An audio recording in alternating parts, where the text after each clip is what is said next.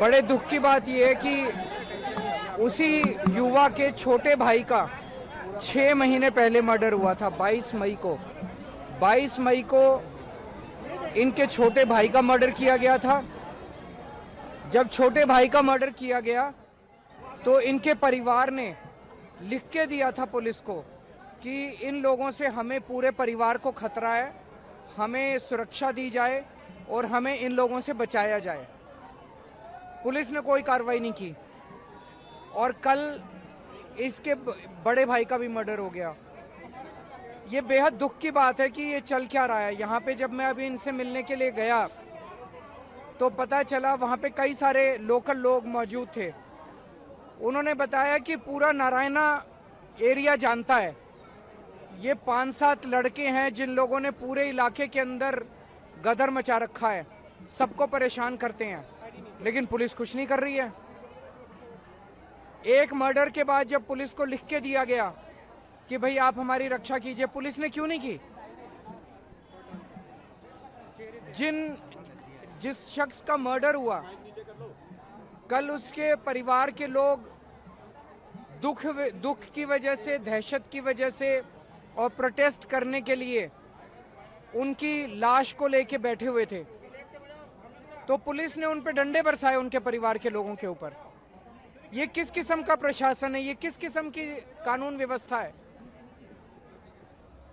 पूरे दिल्ली के अंदर कल 3 मर्डर हुए हैं अलग अलग और एक अटेम्प्ट टू मर्डर हुआ है। तो पूरी तरह से दिल्ली के लोग असुरक्षित हो गए हैं। गृह मंत्री और अमित शाह जी और बीजेपी पूरी तरह से उन्होंने पूरी दिल्ली को गुंडों के हवाले, गैंगस्टर्स के हवाले, बलात्कारियों के हवाले छोड़ दिया है। लोगों की रक्षा करने के लिए कोई नहीं बचा है और लोगों को समझ नहीं आ रहा है कि लोग कहां जाएं। हम केवल दिल्ली के लोगों की तरफ से मैं केवल हाथ जोड़ के बीजेपी वालों से निवेदन करना चाहता हूं कि दिल्ली वालों ने इस तरह का माहौल कभी नहीं देखा था, जब पूरी चारों तरफ अफरा तफरी मची हुई है, जंगल राज है, कोई किसी का भी मर्डर कर सकता है। जब पता था कि जिन लोगों ने छोटे भाई का मर्डर किया है वो बड़े भाई, उनके परिवार के और लोगों का भी मर्डर कर सकते हैं, तो उनके ऊपर कार्रवाई क्यों नहीं की गई? 6 महीने बाद दूसरे भाई का उसी परिवार के अंदर मर्डर हो जाता है, सुन के भी बहुत दुख होता है। तो अमित शाह जी, बीजेपी वाले, कृपया दिल्ली के लोगों को सुरक्षा दीजिए। दिल्ली का बहुत बुरा हाल हो गया है और दिल्ली के लोग बहुत असुरक्षित महसूस कर रहे हैं, इनके लिए कुछ कीजिए।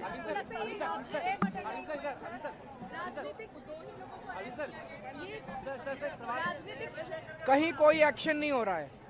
गैंगस्टर्स के केस में भी जब मैं बिजनेसमैन से मिलने गया, उन लोगों ने बताया कि जो 2 लड़के 3 लड़के मोटरसाइकिल पे आते हैं और गोली चलाते हैं दुकान के ऊपर, उनको तो अरेस्ट कर लेते हैं, लेकिन उनको जिन्होंने भेजा, जो फिरौती की मांग कर रहे हैं, वो कहीं अरेस्ट नहीं हो रहे। जो एक्चुअल गैंगस्टर्स हैं वो कहीं अरेस्ट नहीं हो रहे। गैंगस्टर्स के नाम सबको पता है, कौन गैंगस्टर्स हैं जो दिल्ली के अंदर जिन्होंने, वो कहीं अरेस्ट नहीं हो रहे।